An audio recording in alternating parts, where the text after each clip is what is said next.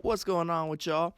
End of the regular season update. Michael Vick has set the individual pass record at this point in time, 5,189 yards. He also has the most passing touchdowns in a season with 58, and the highest QB rating at 136.7. So here's how the standings finished up. We went 16-0, followed by the Bears, Cowboys, and Saints winning their division. The Packers were a high wild card, and then I missed the other wild card team. So here's how the AFC looks. Colts, home field advantage. Ravens, Jets, Dolphins, Chiefs, and Browns. So glad to see the homie Vince Young made the playoffs over there with Miami. Love to see you guys eat. And yeah, the Broncos were dead last. Crazy enough. I think the Broncos is the only team I haven't beat in this series. But if they're that bad, it might not even be worth the pride in trying to beat them. But we'll figure that out. Here's how we finished with rushing. We have 3 guys over 700 yards. Michael Turner, 838. Reggie Bush, 960-something. That's what's up. 3 1,000-yard receivers once again. Randy Moss and Terrell Owens each having double-digit touchdowns. Burleson had 7 touchdowns himself. Deion Branch had 8. Reggie Bush had a good season in the air. 700 receiving yards and about 5 or 6 touchdowns. Witherspoon leading the way with tackles once again. No surprise there. Followed by a bunch of Seahawks making plays. TFLs, Witherspoon, sacks. Clark had 21. Jason Babin with 10. Haloti Ngata with 6. Lawson with 5. Followed by a bunch more. 8 picks by Champ Bailey. 7 by Witherspoon. 4 by Sean Taylor. 3 by Ed Reed.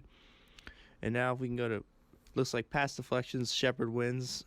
Forced fumbles most by Sean Taylor. And there's our 3 defensive touchdowns. Robbie Gould, 20 for 21. Jay Feely, 2 of 2. Jay Feely did a good job.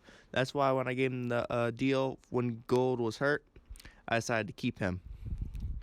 Because, I was like, he can help us in some way, shape, or form, so we'll put him on kickoff specialist. Dante Hall had a great year, and that's why I traded him, honestly. Is like, I feel like morally doing the right thing. That's the kind of guy I am.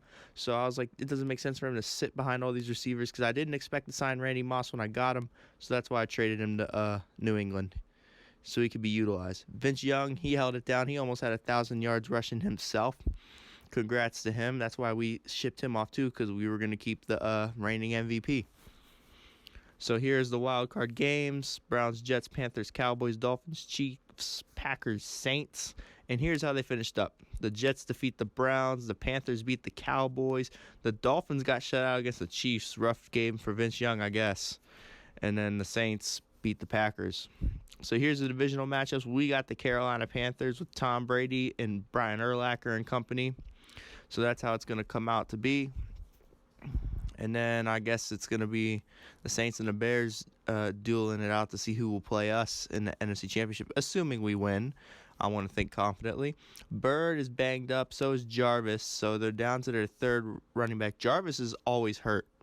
They still got Chad Johnson, a.k.a. Ocho Cinco, and Javon Walker. Johnson's still at tight end. This guy Terrell's out for the season. Sean O'Hara is their center. Rookie guard, that guy's banged up.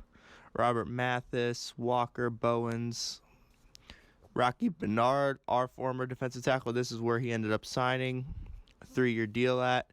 And he had a solid season. A few more tackles than with us, but he had a solid season. I'm happy for him. Boss Bailey, Brian Urlacher, and Dontarius Thomas. Chris McAllister still over there, Stanford Route. They got a rookie over there too, Dwight Smith, who should have been Super Bowl MVP, they say, in the Raiders-Bucks Super Bowl. But yeah, they got some guys, so we'll see what happens.